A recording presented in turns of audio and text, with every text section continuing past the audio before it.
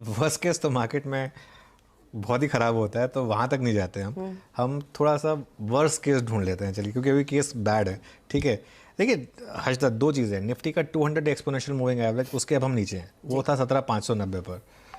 200 is simple moving average, और अच्छा 200 day में सिंपल मूविंग एवरेज की थोड़ी ज़्यादा इंपॉर्टेंस होती है, क्योंकि वो थोड़ा लॉन्ग टर्म का एवरेज है, तो उसमें वो थोड़ा ज़्यादा मायने रखता है।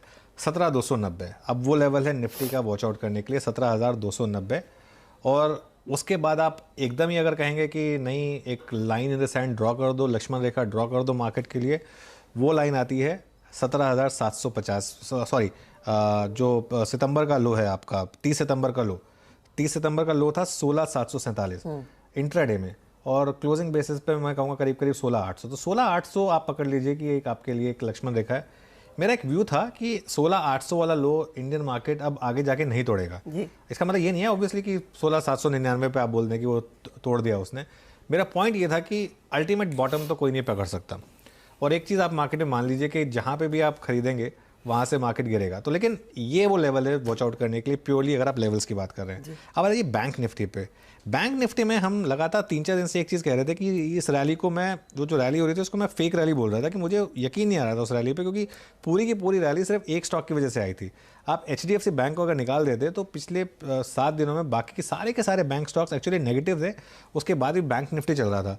अब 2 दिन में हुआ क्या, क्योंकि HDFC बैंक ने वो सारी की सारी बढ़त गंवा दी, और ये बैंक निफ्टी का मूव देखिए क्या, मतलब ये बिल्कुल टिपिकल एस्केलेटर मूव है। एलिवेटर, एस्केलेटर, जो मर्जी आप मान लें, सीधा 20वें फ्लोर से 12वें फ्लोर पर आप आ गए एक साथ, और 12वें फ्लोर से 20वें फ्लोर तक आप चढ़ के गए थे, और उसके बाद 20वें फ्लोर से 12वें फ्लोर तक एक साथ आ गए। बैंक निफ्टी अभी ना बहुत ही इंपॉर्टेंट जंक्चर पर खड़ा है, क्योंकि बैंक निफ्टी का मैं 21 अक्टूबर का क्लोज देख रहा हूँ। 21 अक्टूबर का क्लोज था 40,009 का बैंक निफ्टी का, अब हम है 40,280 पर। वो क्यों इंपॉर्टेंट है 40,009? क्योंकि 40,009 के नीचे बैंक निफ्टी पे सीधा सपोर्ट आता है 39,305 पर, और उसके बाद सीधा 38,631 पर क्लोजिंग बेसिस पे। 2 दिन में अगर 2,500 निकल गया तो और उसमें 1,000 में क्या प्रॉब्लम है? मतलब वो तो, ये लॉपसाइडेड इंडेक्स की यही तो प्रॉब्लम है। प्रॉब्लम कह लें या फिर अपॉर्चुनिटी कह लें। देखिए एक ना, हमेशा में, क्योंकि हम लोगों का एक लेगेसी इशू रहा है ना, हम लोग हमेशा अच्छे बाजार, तेज़ी वाले बाजार को हमेशा अच्छा मानते हैं।